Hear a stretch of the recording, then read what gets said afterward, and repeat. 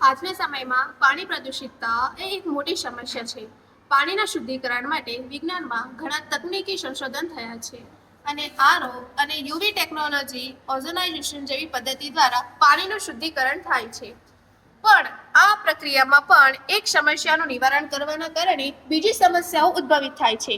આજના સમયમાં પાણીના વધુ પડતા શુદ્ધિકરણને કારણે પાણીમાં જરૂરી મિનરલ્સનો પણ ગાળન થઈ જાય છે, જેના કારણે વિશ્વમાં અને ખાસ કરીને ભારતમાં એક મોટો વર્ગ શરીરના વિવિધ ભાગોમાં દુખાવોનો અનુભવી રહ્યું છે, જેનું કારણ B12ની ઉણપ છે.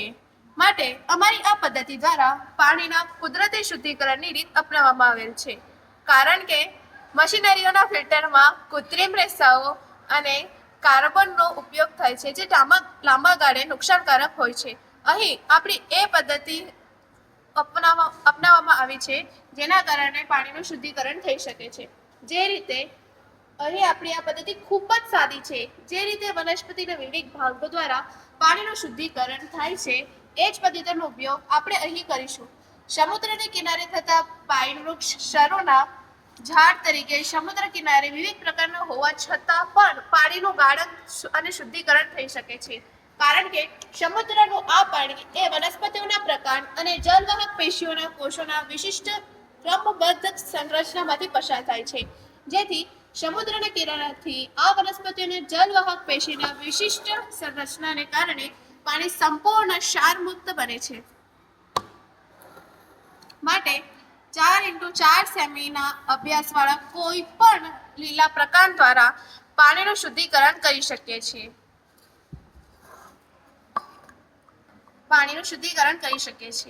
આ કુદરતી કારણ પદ્ધતિ છે, જેના કારણે પાણીને શુદ્ધ કરી શકાય છે. ક્ષારોના પ્રકાર દ્વારા આપણે વિવિધ ઈ કોલાઈ જેવા બેક્ટેરિયાનું પણ ગાળન કરી શકીએ છીએ.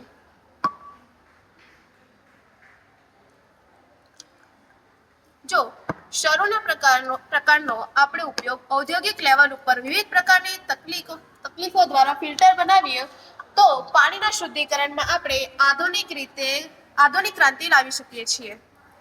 અસ્તુ. જય ભારત.